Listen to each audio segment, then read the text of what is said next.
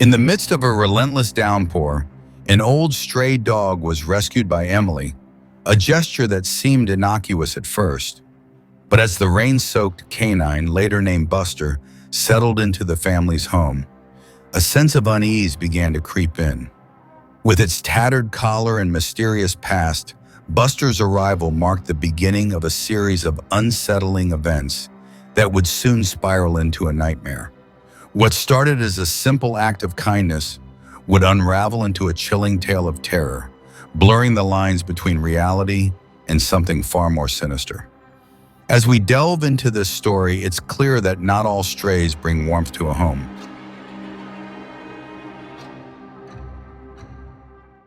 It had been pouring rain most of the day.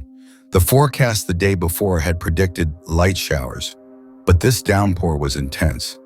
I glanced out the window, and in the late afternoon gloom, I could see rainwater streaming down both sides of the road.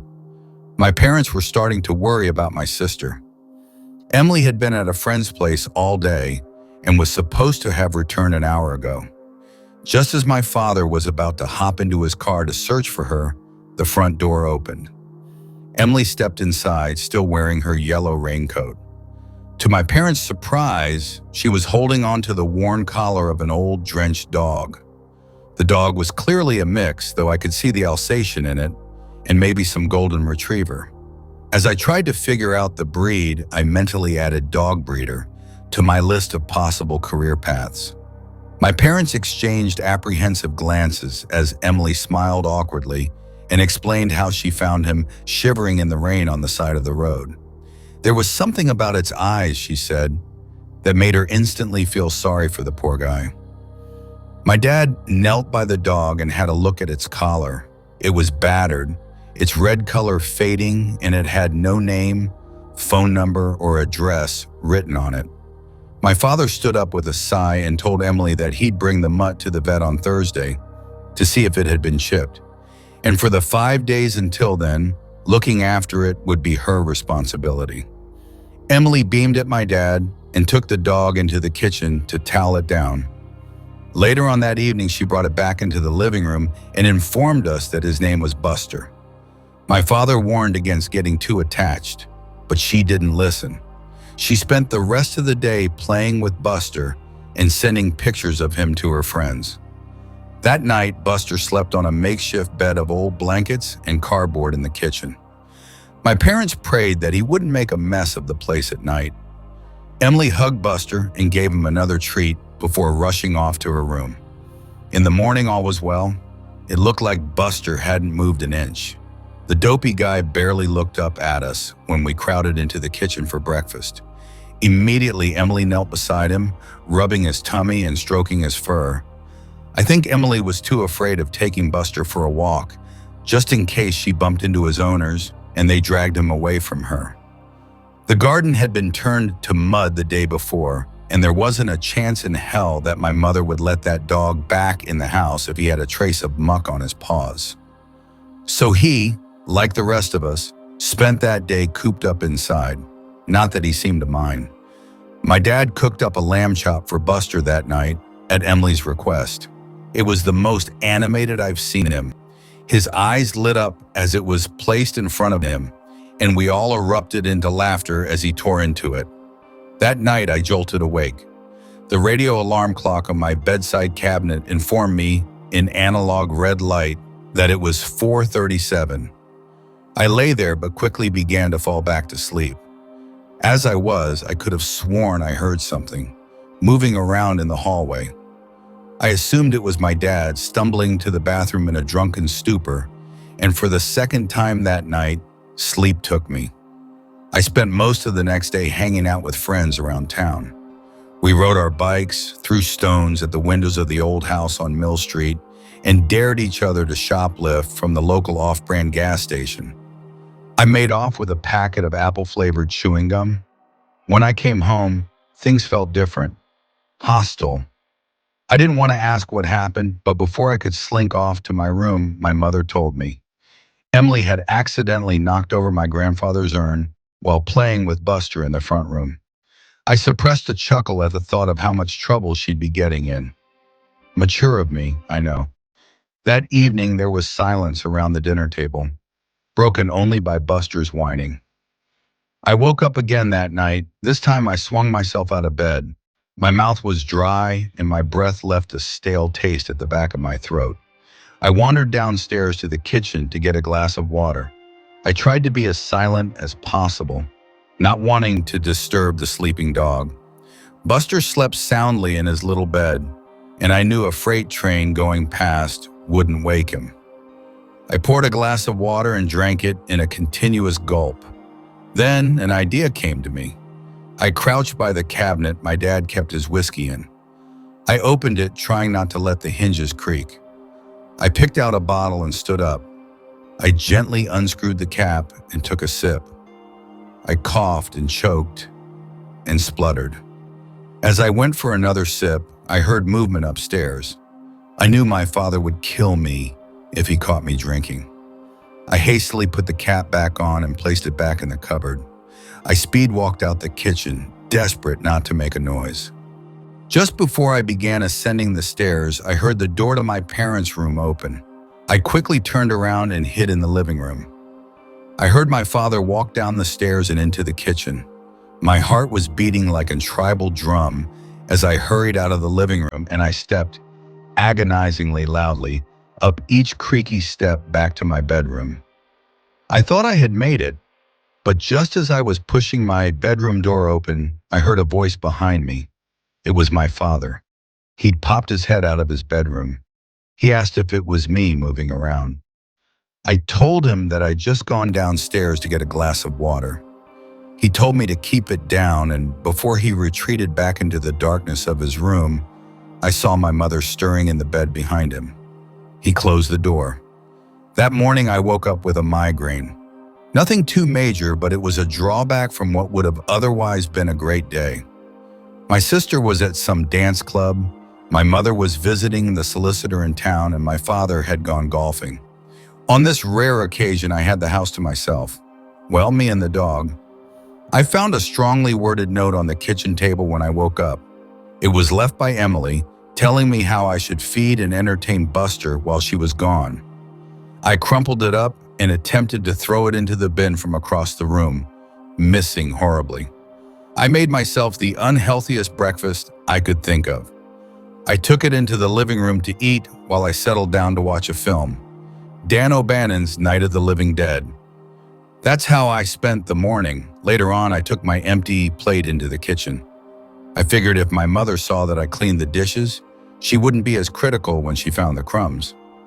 I walked past Buster, who was slumped in his usual stop in the corner of the room, on a bed of now dirty sheets. In a joking manner, I asked him how his day was while I washed up. Obviously, I got no reply. I remembered my sister's note and set a half-dried glass down while I fetched Buster some treats. I didn't know where Emily kept them, so I grabbed a slice of overly processed ham from the fridge. I crouched beside him and dangled it in front of his snout, teasing him. There was no response. No slow opening of the eyelids, no methodic wag of the tail. There were no signs of life at all. I gasped and put my hand on his stomach, trying to feel it rise with his breath, or a heartbeat, anything. To my horror, his abdomen began to compress when I did, like a limp, deflating balloon. He felt hollow, empty. I scrambled to my feet and stumbled backwards. As I put my hand on the counter, I knocked over a glass. It shattered on the kitchen floor, but Buster didn't so much as flinch. I panicked and ran up to my room. I took my phone from my bedside cabinet and hastily rang my mother. It rang for a brief moment before she picked up. I managed to stutter out that there was something wrong with the dog, that it was an emergency. She assured me that she had just picked up Emily and would be home in 10 minutes. And with that, she hung up. I set my phone down and paced around the room. As I was thinking, I heard a noise coming from the first floor. It sounded like someone moving around. I assumed it was my mother, home earlier than she estimated. I made my way downstairs to greet her, hurrying over the creaking steps. There was no one. The door was still locked, and I, as far as I knew, was alone in the house. I heard the now familiar wag of Buster's tail as he came bounding up to me from the hall. I looked at him puzzled as he nestled his head into my leg. I stroked him behind the ears as he mewed low. I then heard the equally familiar jangling of keys as the front door was unlocked. My mother stepped inside, pumping her umbrella. Emily, who was close beside her, ran to Buster and dropped to her knees as soon as she saw him. She hugged him tight and whispered in his flea-bitten ear. I could see her eyes were red, raw from crying. My mother asked me what the big emergency was, and I paused before answering. I explained that he had been unresponsive, but he seems fine now. My mother let out a long, drawn-out sigh as she made her way past us and into the kitchen. She called my name, frustrated, when she saw the broken shards of glass on the kitchen floor. I had forgotten about that. Emily spent the rest of the day in her room with the dog. At dinner, neither me or my mother mentioned anything about Buster's false alarm. We just let my dad witter on about improving his backswing, whatever that meant. For the third night in a row, I jolted awake in the small hours of the morning. I groaned at the abrupt ending of a good dream, tossing and turning until I found a comfy position. As I tried to get back to sleep, I began to feel a presence. It was the feeling you get during an awkward silence, when you become painfully aware of the other person. I sat up in bed and rubbed my eyes, trying to adjust them to the darkness. There was someone in the corner of my room, I was certain of it. I could make out the vague shadow-covered silhouette standing just beyond the foot of my bed. I was almost paralyzed with fear, but my right hand managed to creep over to my bedside cabinet. I fumbled as I felt for the familiar switch of the lamp. Just before I turned it on, the figure in my room bolted. I recoiled in shock as I realized my half-asleep mind had been right. Someone had been standing there watching. As the moon emerged from a bank of clouds, my room was briefly lit with a dull glow. In that half-light, I saw the outline of a tall man slink out of my room and into the darkness of the hall. I didn't realize I was screaming until my father burst into my room moments later. He switched the lights on, which burned my eyes. He held me and asked what was wrong. With snot and tears dripping down my face, I managed to stutter out that there had been someone in my room. At this, my dad turned and ran back into his room. His caring embrace was quickly replaced with my mother's. He emerged with a baseball bat in his hands, gasping it so hard his knuckles were white. My mother went to check on Emily. She made me come with her, not waiting to let her children out of her sight. Me barged into Emily's room. She was already awake, sitting upright in bed. My mother fired a barrage of questions at her. Dazed, Emily told us that she hadn't seen anything. My father came into the room 10 minutes later. He informed us that he did a sweep of the house and found nothing. No signs of a break-in, no mysterious intruder. He brought me back to my room. Once I was in bed, he sat by my side and explained to me that I probably just had a bad dream. He said there was nothing to be afraid of and joked that if someone did break into the house, they'd soon be scared off by Buster, the world's greatest guard dog. Eventually, I mustered the courage to fall back asleep. The next morning, everyone in the family was noticeably tired, even the dog. We greeted each other with yawns and joked about the previous night's events. I didn't know that this was the start of the last truly happy day of my life. My parents went out shopping, Emily took Buster for his first proper walk, and I spent most of the day gaming. It was a normal day. I've had dozens just like it. We had chicken breasts and bland steamed vegetables for dinner. Wednesday was family night, so after dinner we came together in the living room to play a board game. Tonight it was Cluedo. Buster was curled up at Emily's feet. My father thought then was a good time to remind her that tomorrow he was bringing the dog to the vet and would hopefully reunite him with his real owners. At this, Emily screamed that she was his real owner. She stormed out of the room, Buster following close behind. As soon as she slammed the door behind her, my dad signed. He said he knew my sister would get too attached to that dog. This was the sour note the day ended on. At 10, I did my usual routine. I brushed my teeth, changed into my pajamas, and listened to music for half an hour or so before turning over and going to sleep.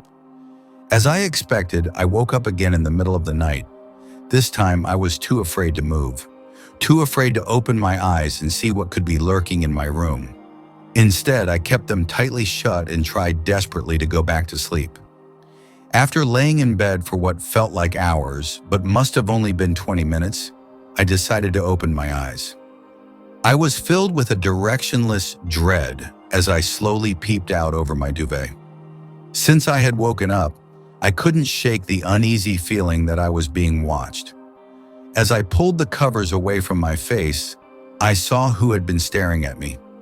My bedroom door was wide open, and sitting perfectly still in the doorway was Buster. His head was craned slightly and looking directly at me. I chuckled to myself, realizing that I had been terrified over nothing. I swung my legs out of bed and got up. I took Buster by the collar and began to lead him back downstairs to his bed. As I walked down the hall, I noticed that the door to my sister's room was ajar. I brought Buster into the kitchen and watched as he lay down on the crumpled mess of cardboard and old blankets that he slept on. I smiled as he slumped his head onto his paws and closed his dreary eyes. I wouldn't exactly call him my best friend, but I'd miss him after tomorrow. I turned to leave, to crawl back into bed and finally get some rest. But something caught my eye from out of the kitchen window. I leaned against the sill and looked out onto the cold night. The moon was a perfect crescent, half hidden by the clouds. Light pollution from the nearby city robbed the sky of stars. But as I stared into the darkness, I caught a glimpse of a shooting star. As I gazed in awe to see if I could see another one, I saw someone. There was a person leaning against the fence along our front driveway. I quickly realized it was Emily. I could make much out in the darkness, but I could see that she looked nervous. I was about to open the window and call out to her when I heard something behind me. I turned around and realized it was coming from the dog. I assumed he had yelped in his sleep, maybe stuck in some bad dream, but then I noticed something else. His skin was moving. Rather, there was something moving around just under the surface of his skin. I didn't have time to think what it could be before I saw the long, crimson-red fingers protrude from his stomach. They grabbed onto either side of the now gaping wound and parted his abdomen like curtains. Once the opening was wide enough, the unnaturally long arm reached out, snaking across the kitchen floor until it grabbed the dining table's leg. It held onto it tightly as it began to pull the rest of it out. I couldn't comprehend how something so large could have fit inside of that animalistic facade. Eventually, it was fully out and stood upright. The figure must have been at least 3 meters tall. It was hunched over where it met the ceiling. It looked like it had been skinned. Its lanky body was made up of exposed sinew and muscle. The thing's eyes were milk white and bulging out of its vaguely dog-shaped head. It was grotesque. With a streak of urine running down my leg, I turned around and ran as fast as I could upstairs. I burst into my parents' bedroom and stood in front of their bed, screaming and wailing about some monster. They were both shaken awake at my outpour of terror. My father was calm at first. He tried to sit me down and tell me that it had all been a bad dream, like the night before. I pushed him away and tried to articulate between screams that there was a monster downstairs and we had to leave. My father quickly became furious. His anger at me was only amplified by his tiredness. He grabbed my shaking hand and began to shout that at 14, I was too old for this, for any of this. But I was hysterical, and his attempt at reasoning did nothing. As I kept on wailing, he and my mother began to half lead, half drag me back into my own room. Kicking and screaming, I fell to my bedroom floor. I jolted at the noise of the slamming of my door and got to my feet. With tears streaking down my red cheeks, I pounded the door. I heard my father's voice on the other side pleading with me to calm down. Our shouting reached a fever pitch, and then silence. We both stopped and listened out for the repetition of the noise that had brought our heated argument to an end. The dull thudding noise came again, this time accompanied by a shrill creak. I realized it was the sound of something climbing the stairs. I took a tentative step back as the noise drew closer and closer. In a weak voice, I heard my father stutter, "What? What are you?" I knew what he had seen. I've spent the last 11 years blocking out the memory of what came next. There was screaming and pleading, the sound of flesh ripping and bone shattering. I sat motionless on the carpet of my bedroom floor as viscose blood began seeping in from under the door. The sounds or carnage stopped, and I held my breath as there was perfect silence once again. This silence was broken by the sound of my door slowly creaking open. I was petrified with fear. I could do anything. Couldn't move, couldn't scream, couldn't breathe. The thing opened my door a crack before stopping. The slowly thudding noise returned as it walked away from the scene until I couldn't hear anything more. I stayed welded to the spot for a minute or two before grief hit me like a bus. I began crying until my eyes were raw.